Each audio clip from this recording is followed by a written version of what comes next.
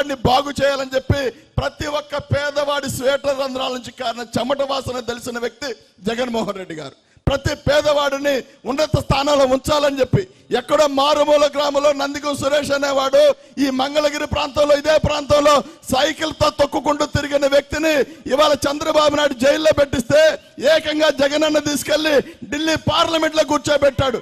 అది జగన్మోహన్ రెడ్డి గారికి మన పట్ల ఉన్న ప్రేమది. కాబట్టి మీరందరూ బాగా గమనించండి. చంద్రబాబు నాయుడు సింగిల్ గా గెలిచే దమ్మలేక ఇక నేను ఇందాక తాడేపల్లి నుంచి వస్తా ఉన్నా. తాడేపల్లి నుంచి వస్తా ఉంటే మహానాడు కట్ట మీద నుంచి వచ్చా.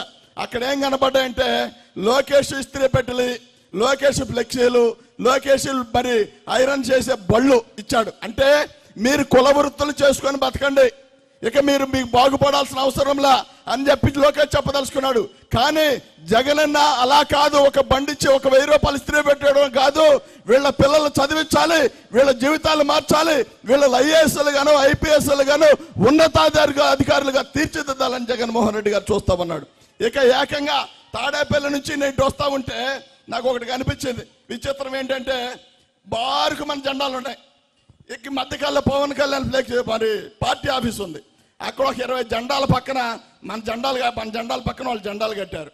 నేను పవన్ కళ్యాణ్ కానీ చంద్రబాబు నాయుడు కానీ ఎవడైనా సరే మీరు మా పార్టీ జెండా పక్కన కట్టినంత ఈజీగా మీ జెండా కట్టారు కదా, అలాగే నేను 175 నియోజకవర్గాల్లో మా క్యాండిడేట్లకు ఎదురు క్యాండిడేట్లు పెట్టే దమ్ము మీకు ఉందా? ఒక్కసారి చెప్పాల్సిన అవసరం మీ అందరికీ ఉంది. కానీ మీరు పెట్టలేరు. జగన్మోహన్ రెడ్డి గారు నేను సిద్ధం, పేదోడు పట్ల, పేదోడు పక్కన, పేదోడు కోసం పెత్తందారులతో రాక్షసులతో నేను యుద్ధం చేస్తాను, నేను సిద్ధం అంటే దాని పక్కన మేము కూడా సిద్ధమే అని చెప్పి చిన్న ఫ్లెక్సీ తెచ్చి కడుతున్నారు. ఇలాంటి దరిద్రుల్ని ఈ రాష్ట్రంలో చూడాల్సి వస్తూ ఉంది. కానీ ఒక్కసారి గమనించండి, మీరు ఇప్పటికి వీరులు సూర్యులు అని చెప్పుకుంటున్నారు. జగన్మోహన్ రెడ్డి గారికి వ్యతిరేకతని మీరు చెప్తా ఉన్నారు కదా. మీకు దమ్ము ధైర్యం ఉంటే జగన్మోహన్ రెడ్డి గారికి వ్యతిరేకత ఉంటే మీరు సింగిల్ గా రావడానికి ఒక్కొక్కడు రావడానికి ఎందుకు భయపడతా ఉన్నారని చెప్పి అడుగుతా ఉన్నాం. కానీ చెప్పలేరు. నేను ఒక సినిమా చూసా. ఏంటంటే ఆ ఫైటింగ్ టైంలో చిరంజీవి ఒక మాట అంటాడు. ఏమనంటే, రే మీలో ఎవడైనా దమ్మున్న మగాడు రావచ్చు అంటే అయ్యా కొడుకు పక్క నుంచొని వెళ్ళొచ్చుగా నువ్వు అంటాడు తండ్రి కొడుకుని. వాడు పిలుస్తుంది మగాడు నాన్న మన్నం కాదన్నాడంట. ఆడు పిలుస్తుంది మగాడిని మనల్ని కాదు నాన్న అన్నాడంట. ఆ సినిమా ఏదో చిరంజీవి మీ అందరికి అర్థమై ఉంటుంది. కాబట్టి జగన్మోహన్ రెడ్డి గారిని ఎదుర్కోవాలన్నా, జగన్మోహన్ రెడ్డి గారిని ఢీ కొట్టాలన్నా అవకాడ వ్యక్తి కూడా మరో జగన్మోహన్ రెడ్డి గారు అయ్యే ఉండాలి తప్ప ఇంకెవ్వడం వల్ల సాధ్యం కాదు. ఈ మధ్య కాలంలో అందరు వెళ్ళిపోయారు. ఇక పాపం మన బ్లడ్ రిలేషన్ కూడా వచ్చేసారు.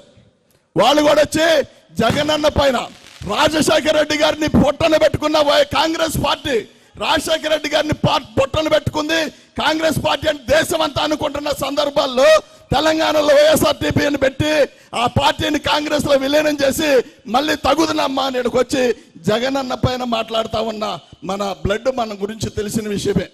ఇక ఏకంగా ఇక రావాల్సిన ఈ రాష్ట్రానికి మనకు శత్రువులు ఎవరైనా ఉన్నారంటే కేఏ పాల్ మాత్రమే. ఇక వచ్చే వాళ్ళందరూ వచ్చారు. ఇక కేఏ పాల్ మాత్రమే మిగిలాడు. కేఏ పాల్ గారికి ఉన్న నీతి కూడా ఈ నాయకులకు లేదు. కేఏ పాల్ గారు ఏం చెప్తా ఉంటాడు, ఏది ఏమైనా 175 కాదు 10 నియోజకవర్గాలను నా అభ్యర్థులను పెడతాను తప్ప నా పార్టీని ఎవరు దాంట్లో కలపోను అని చెప్తాడు కేఏ పాల్. కేఏ పాల్కున్న దమ్ము కూడా ఈ నాయకులు లేదు. వీళ్ళ మీద వీళ్ళకి నమ్మకం ఉంటే కదా, వీళ్ళ పైన వీళ్ళకి నమ్మకం ఉంటే కదా పేదవాడి కోసం అనుక్షణం ఆలోచించి కష్టపడి 24 గంటలు వాళ్ళ శ్రమ పడతా ఉన్నారు. కాబట్టి వాళ్ళని కాచి కాపాడాలి, అదేవిధంగా వాళ్ళని హక్కుని చేర్చుకోవాలని చెప్పి జగన్మోహన్ రెడ్డి గారు చూస్తున్న తరుణంలో ఇలాంటి టైంలో మీరు గనక తప్పుడు నిర్ణయం తీసుకొని ఓటు గనక చంద్రబాబు నాయుడుకి వేస్తే 20 సంవత్సరాలు మన జీవితాలు వెనక్కపోతాయి. జగనన్న మన పిల్లల్ని చదివిస్తామన్నాడు ఇంగ్లీష్ మీడియం, మన పిల్లల చదువులన్నీ వెనకపోతాయి. మన పిల్లల ఐక్యరాజ్య సమితిలో ఏ రోజైనా మరి ఈ రాష్ట్రం నుంచి వెళ్ళి ఐక్యరాజ్య సమితిలో మాట్లాడారంటే